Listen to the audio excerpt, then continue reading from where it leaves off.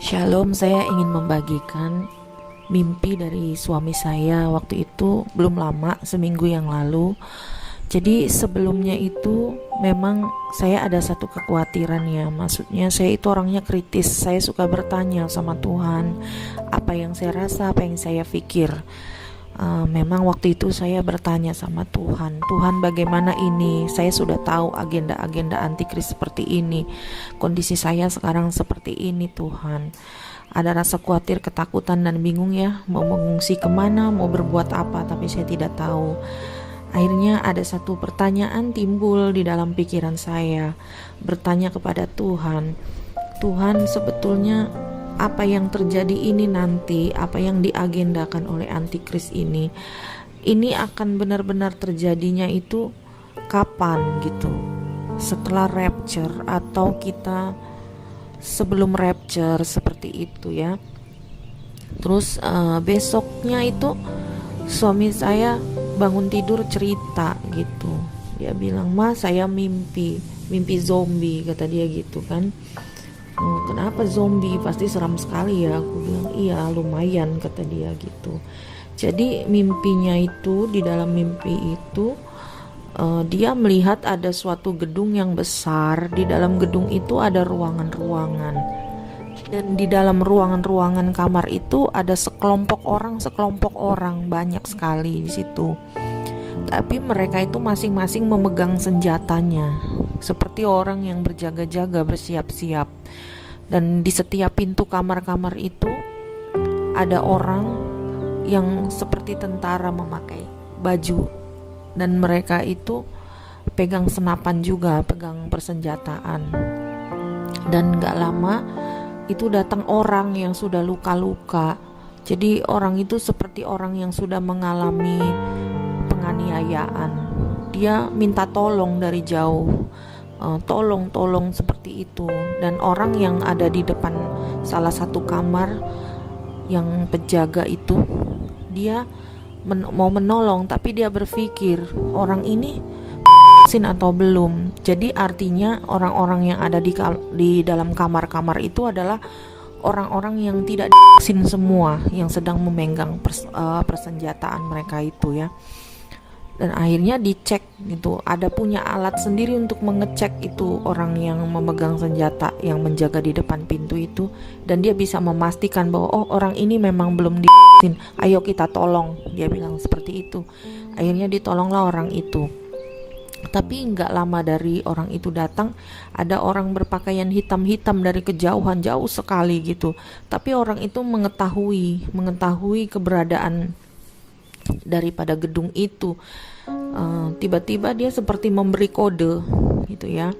Setelah dia memberi kode itu, tampak itu lihat zombie sedang berjalan ke arah gedung di mana orang-orang yang sedang ada di dalam kamar-kamar itu ya. Ya mereka berlari lah, intinya ingin menyerang gitu ya kepada orang-orang yang vaksin itu.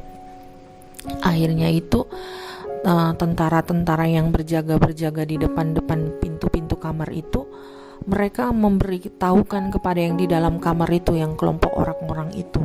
Dan kelompok orang-orang yang di dalam kamar itu mempersiapkan senjata mereka, seperti siap mau menghadapi zombie-zombie itu. Kalau mereka datang mendekat seperti itu, sudah siap-siap menunggu gitu. Tapi tiba-tiba itu setelah zombie itu berlari sudah semakin dekat, mereka sudah semakin siap untuk saling berperang, ada cahaya tiba-tiba di ruangan-ruangan itu. Jadi cahaya itu semakin lama semakin memenuhi ruangan itu, seperti flash gitu ya. Nah di situ suami saya bilang ada saya dan juga ada dia di situ, di dalam kumpulan orang-orang itu ya. Dan tiba-tiba di dalam mimpi itu dia melihat saya dan diri dia itu ada di satu tempat, dan bukan di dalam gedung itu lagi. Jadi cahaya itu membawa kita ke tempat lain gitu.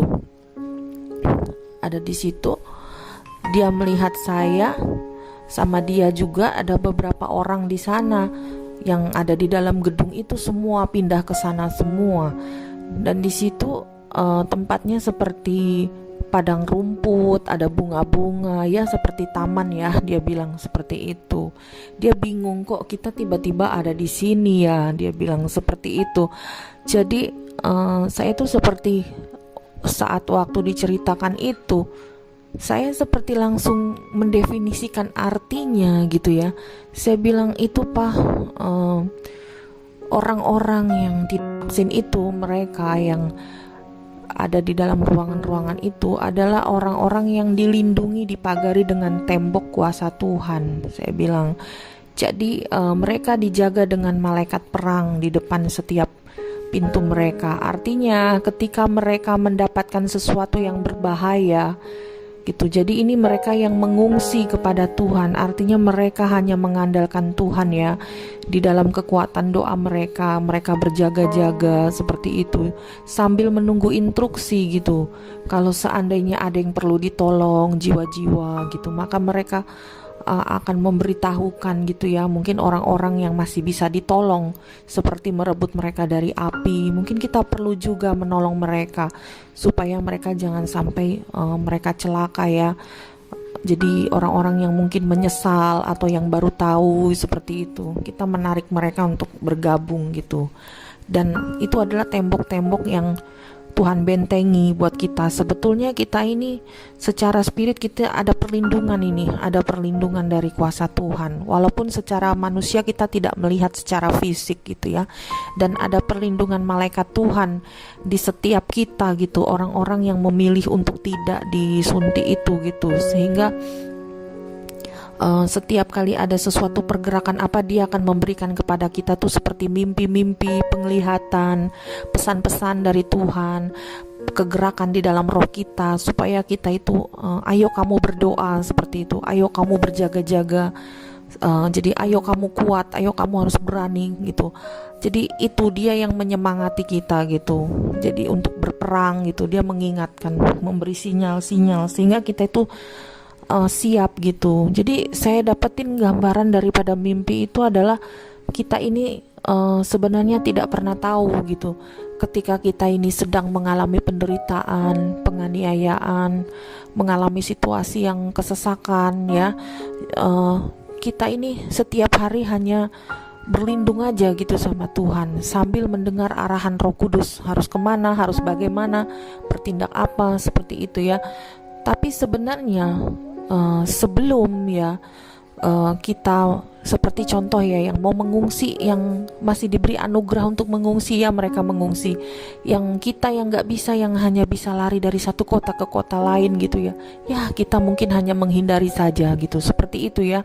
Tapi sebetulnya ini orang-orang semua dipagari sama Tuhan, dijaga malaikat Tuhan ya, sampai akhirnya tiba-tiba aja terjadi itu rapture, sehingga mereka diungsikan sama Tuhan gitu ya.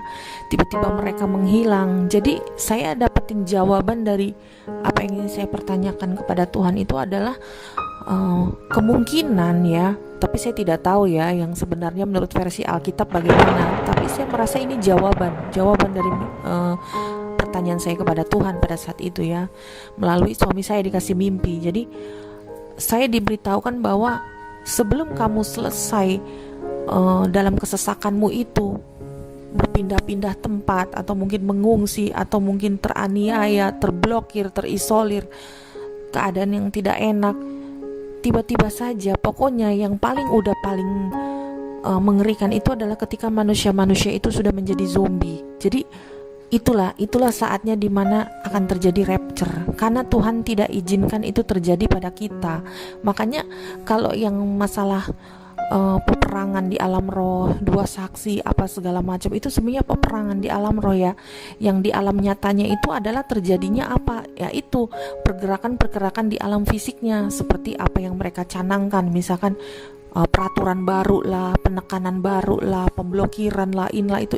Jadi itu alam nyatanya gitu, bahwa sehingga mereka itu bisa menancapkan cakarnya itu alam nyatanya, mereka berkuasa untuk memblokir orang. Tapi secara di alam spiritnya itu memang ada peperangan roh itu. Jadi ketika kalah ya sudah, berarti si spirit itu bisa menguasai dunia ini, seperti itu ya. Jadi memang kita harus smart juga untuk menilai gitu ya, nggak bisa dari satu firman Tuhan itu kita menafsirkannya mentah-mentah gitu. Di sini Tuhan juga kadang berbicara lewat mimpi, lewat penglihatan, itu seperti mau membukakan, memberitahukan gitu. Tapi memang saya merasakan setelah mendengar mimpi suami saya ini, saya merasakan ada sukacita, ada semangat, ada rasa ketakutan saya hilang gitu. Seperti ada satu pengharapan bahwa ketika masa yang paling mengerikan itu artinya kita sudah disingkirkan sama Tuhan. Kita sudah diungsikan sama Tuhan ke tempat yang kita nggak tahu ya. Intinya itu ke tempat yang Tuhan berikan ya, seperti itu. Jadi kita nggak usah takut gitu. Kita saat ini menderita, tapi penderitaan kita ini tuh ya mengungsi lah, terisolir, terblokir, sengsara, menjadi seperti orang yang aneh, dianggap bodoh, seperti itu.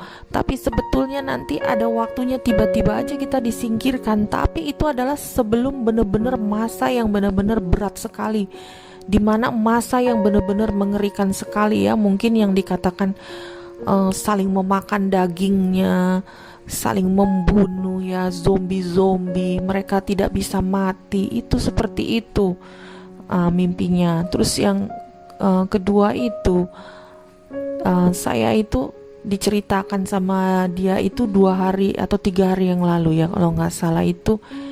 Memang di sini tuh udaranya sedang panas ya. Kita memang gelisah juga, ketakutan juga waktu itu. Jadi rasa ketakutan dan kekhawatiran itu sering tiba-tiba menyergap ya. Tapi kita selalu bilang saat kita ketakutan, ayo kita bikin mesbah doa, kita berdoa, hilang rasa takut itu. Berarti itu kan itu satu roh dari antikris itu yang bekerja ya, kegelapan itu yang bekerja ke dalam kehidupan setiap orang kudus supaya mereka mencekam ketakutan, belum ditindas sudah merasa tertindas, belum diserang sudah merasa gentar, seperti itu. Tapi Tuhan tidak ingin kita seperti itu ya. Tuhan pengen kita gagah berani seperti Daud gitu. Jadi menghadapi Goliat gitu. Nah makanya saya dibangkitkan spirit saya untuk ayo kamu gagah berani ya, sudahlah seperti rasul-rasul. Kalau memang mereka sudah dimeteraikan untuk menjadi martir ya, mereka ikhlas gitu kan. Tuhan Yesus kan juga sudah ditakdirkan untuk memberi kemenangan oleh darahnya, sehingga dia harus disalibkan. Dia sadar betul itu bakal mengerikan. Dia menangis, dia merasa sakit, mengerikan untuk menghadapi itu semua. Tapi dia taat. Jadi kita mesti taat, artinya taat masuk ke dalam destiny kita ya. Kalau memang Tuhan punya destiny, kamu nanti di kerajaan surga menjadi bagian A, menjadi bagian B, semua diberikan jubahnya masing-masing. Jadi ya sesuai bagian dan porsi-porsinya. Kalau kita dapatin bagian di kerajaan Allah yang lebih tinggi, artinya kan di dunia ini bayar harganya pun mahal ya, mungkin sampai martir dan segala macam seperti para rasul, sesuai gitu dengan harga tiketnya. Jadi kalau memang tidak, kita mau tidak merasakan, itu sangat tidak mungkin. Jadi jangan mau enaknya ya, kita mau enak ya rapture, kita mau enak mendapatkan bagian dalam kerajaan surga, tapi kita tidak mau bayar harga ya, itu sangat tidak mungkin. Yesus Kristus aja duduk di sebelah kanan Allah Bapa harus mati disalibkan dulu ya kan, seperti itu. Jadi ada yang harus dikerjakan destiny-nya itu masing-masing di bumi ini. Makanya saya bilang, kalau destiny saya memang harus martir, apa yang saya harus buat? Yang saya buat adalah ya seperti Ishak ya, bagaimana dia percaya kepada Bapak Abraham, kepada bapaknya, bahwa inilah yang Tuhan inginkan, bahwa inilah yang Tuhan mau. Artinya dia bukan tidak ketakutan, bahwa dia juga tahulah akan dia dibunuh itu, dia sakit lah, beginilah, begitulah. Tapi karena dia percaya bahwa yang Tuhan minta itu adalah yang baik bagi dirinya, dan dia tahu siapa yang dia taat itu adalah Tuhan yang meminta. Seperti itulah saya seperti disuruh seperti itu. Jadi kalau Tuhan meminta kamu mati dengan pedang, ya sudah kamu terima gitu. Kalau Tuhan masih ingin kamu menjadi bagian yang mengungsi, bersyukurlah kamu menjadi bagian yang mengungsi. Tapi ada orang-orang yang memang bagiannya itu adalah bagian yang benar-benar menyakitkan, seperti itu. Jadi di sini ya, yang untuk masalah yang pendengaran audible itu, Suami saya itu waktu itu posisinya sedang panas sekali hawanya di dalam kamar, dan tiba-tiba dia mau cek saya, kok saya keringetan banget ya gitu, tidur tapi keringetan, padahal kita udah pakai kipas angin 2 ya, seperti itu. Pas dia mau tidur lagi, tiba-tiba dia dengar jelas banget di telinga dia, di dalam kepalanya dia, tapi itu suara seorang laki-laki ya. Dia percaya itu suara Tuhan. Jadi suara itu bilang, dengar, waktunya pengangkatan akan segera tiba. Seperti itu. Jadi saya punya pemikiran, ini pengangkatan sudah sebentar lagi, karena Tuhan sudah berbicara seperti itu. Akhirnya dari situ saya beranggapan begini loh, sudahlah kamu gagah berani saja. Mana tahu tiba-tiba kalian semua terangkat sebelum agenda-agenda itu terselesaikan. Intinya, kapan waktunya hanya Tuhan yang tahu. Kita kadang-kadang memprediksi firman Tuhan kan, oh beginilah terjadinya, oh begitulah terjadinya. Tapi kalau Tuhan yang berbicara sama kita audible, artinya ya sudah, Tuhan maunya sebentar lagi.